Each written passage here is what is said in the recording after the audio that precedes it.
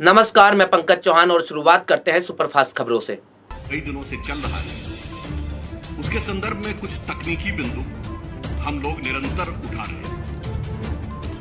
एक तकनीकी प्रश्न उठा था, तो उस पर मैं आपका ध्यान आकृष्ट करना चाहता हूं कि यदि किसी लाइसेंसी ने अपना लाइसेंस सरेंडर कर दिया हो, यानी उसने असमर्थता व्यक्त कर दी हो और अपना फोरफीट कर दिया हो, तो उस संदर्भ में नियम क्या कहता था और किया क्या गया है।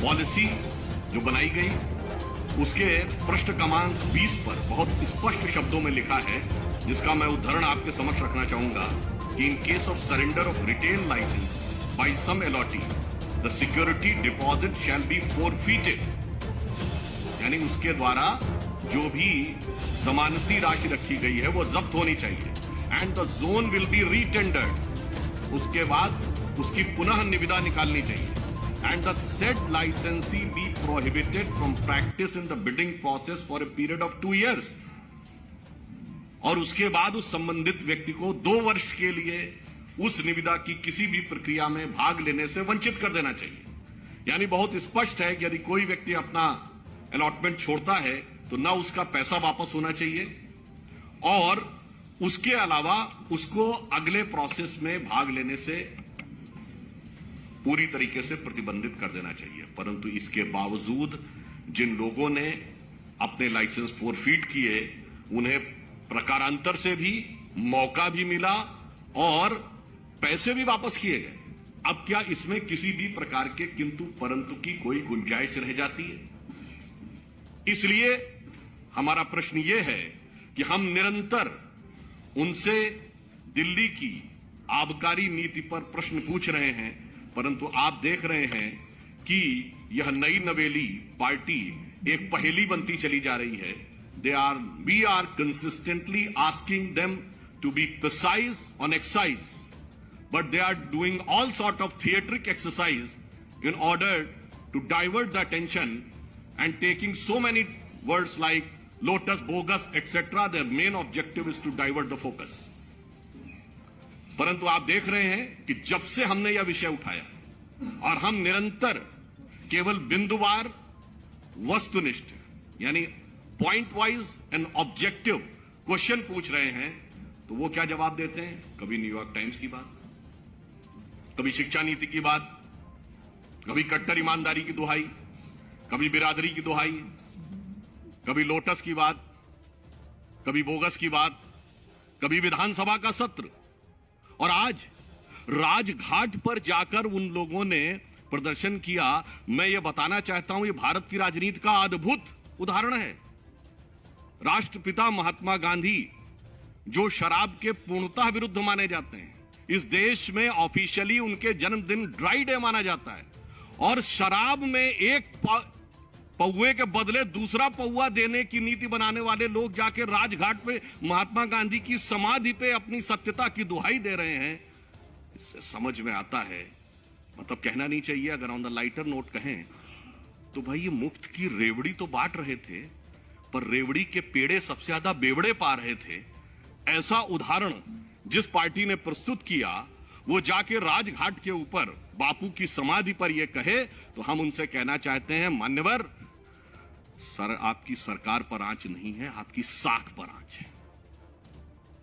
हम सीधे आबकारी नीति पर सवाल पूछ रहे हैं और आप हर दिन एक नए रूप बदलकर आकर विषय को डाइवर्ट करने की कोशिश कर रहे हैं, परंतु उससे सच छुपने वाला नहीं है, क्योंकि आप सत्य के सबसे बड़े प्रतीक की समाधि पर जाकर सच को ढकने का प्रयास करेंगे तो यह संभव नहीं है।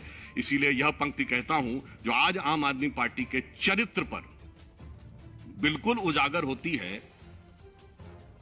कि इस समय के सबसे अजीम शायर वसीम बरेलवी का है शायद ये, कि सच जरा सा घटे या बढ़े तो सच सच न रहे, सच जरा सा घटे या बढ़े तो सच सच न रहे, मगर झूठ की तो कोई इंतहा नहीं, और लाख चेहरे बदल के आ जाता हूं मैं, मगर ये आईना कमबख्त झूठ बोलता ही नहीं। यह आम आदमी के चरित्र का वास्तविक चित्रण है कि न्यूयॉर्क टाइम्स से लेके स्कूली बस्ते में बोतल छुपाने से लेके अनेक प्रकार की ईमानदारी, बिरादरी और सरकार का और सब कुछ कर रहे हैं, मगर इस पे जवाब नहीं दे रहे हैं।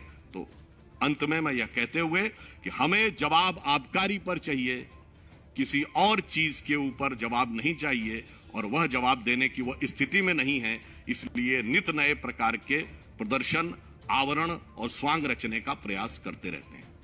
अब मैं अपने साथी सांसद श्री प्रवेश साहिब सिंह जी से अनुरोध करूंगा कि वो आगे का विषय आपके समक्ष रखें।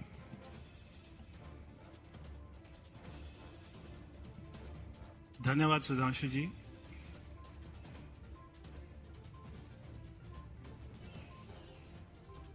जब शाम को डिबेट चलती है टेलीविजन पर, तो आम आदमी पार्टी के साथ में मीडिया बंधु भी हमसे ये सवाल पूछते हैं कि क्या उनके एमएलए को तोड़ा जा रहा है। हम कोई किसी बात पर भी जवाब नहीं देंगे, क्योंकि प्रश्न पहले हमने खड़ा किया कि आपने शराब में घोटाला किया, उसके ऊपर में कोई जवाब नहीं देना और इसको पूरे मुद्दे को डाइवर्ट कर देना, ये अब आम आदमी पार्टी ने अपना तरीका बना लिया है। हमारा उनसे सीधा सीधा प्रश्न है कि आपने जो कमेटी ने आपको सारी पॉलिसी रिकमेंड करी थी, आपने उसको क्यों नहीं माना, और जो L1 का कमीशन था उसको आपने 2% से 12% क्यों कर दिया। इस बात का आज तक किसी भी डिबेट पर, कोई भी आम आदमी पार्टी की कॉन्फ्रेंस में केवल ये 2% से 12% क्यों किया, इस बात पर कोई जवाब आज तक ना किसी ने मांगा है, ना उन्होंने दिया है और ना वो देंगे। क्योंकि पॉलिसी में जो सबसे बड़ा करप्शन है वो केवल ये 2% से 12% क्यों किया L1 का, केवल यही सबसे बड़ा घोटाला है। इसके ऊपर उनके पास में कोई जवाब ही नहीं है। ये वही पार्टी है जो हर बात पर कागज दिखाने की बात करती थी, जो हर बात पर जन सर्वे कराने की बात करती थी, जो कहती थी कि अगर किसी मोहल्ले में ठेका खुलेगा तो वहां पे सारा मोहल्ला की मीटिंग होगी, उसके बाद में वो तय करेंगे कि ठेका खुलेगा या नहीं खुलेगा। मगर इन्होंने कोई कमेटी की बात नहीं मानी, ना कोई इन्होंने अपनी ही बात मानी। तो इसलिए ये आजकल बहुत या तो पिक्चर देख रहे हैं, रातों रात में स्क्रिप्ट बना देते हैं। कोई भी हमारे एमएलए जो है मिल नहीं रहे, उनका नाम भी नहीं बताते, कौन फोन कर रहा है बीजेपी वाला, उसका भी नाम नहीं बता रहे, मगर इनके कौन कौन विधायक नहीं मिल रहे उनका भी नाम नहीं बता रहे। अगर ये उनका नाम बता दे तो हमारे कार्यकर्ता जो है उनके घर जाकर उनको ढूंढ के ले आए और हम खुद ही विधानसभा पहुंचा देंगे। क्योंकि जब 2013 में हमारी 32 सीटें आई थी और आम आदमी पार्टी की 28 सीटें आई थी, अगर उस समय हमारे ऊपर ये आरोप लगाते तब तो जनता मान भी लेती। जितनी बेखूबी से, जितने विश्वास के साथ में आज ये बोलते हैं, मगर आज जब हमारे केवल 8 विधायक हैं और इनके 62 विधायक हैं, अगर 50 विधायक भी आ जाएंगे तो भी हमारी सरकार नहीं बनेगी। तो हमारे 5 विधायकों को जो है खरीद रहे हैं, 10 को खरीद रहे हैं, इस बात में कोई दम ही नहीं है। तो हम कोई भी जो भी इनके प्रश्न है उसके बारे में तब तक नहीं बोलेंगे जब तक ये हमारे प्रश्नों का जवाब नहीं देंगे। हमारा एक अपना किसी व्यक्ति ने, एक मैंने पिक्चर देखी थी शोले, तो वो शोले का बहुत फेमस एक डायलॉग है,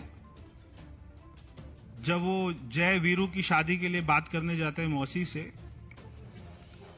तो फिर वो उनसे पूछते हैं कि भाई अपना जो है कोई झूठ वूठ तो नहीं बोलता। तो बोलते नहीं, कोई ऐसा झूठ नहीं बोलता, बच्चों की कसम खा लेता है, बस जो है अन्ना जी को धोखा दे देता है, गाड़ी बंगला सिक्योरिटी ले लेता है।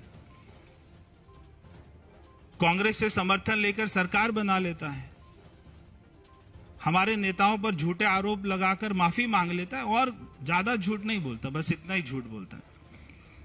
तो वो पूछते हैं विकास तो कराता है ना, विकास को डेवलपमेंट तो करा रहे हैं।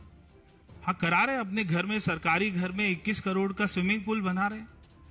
और क्या विकास कराएंगे? यमुना, हाँ कोई यमुना को साफ नहीं कराते हैं, दिल्ली को सबसे पॉल्यूटेड राजधानी बना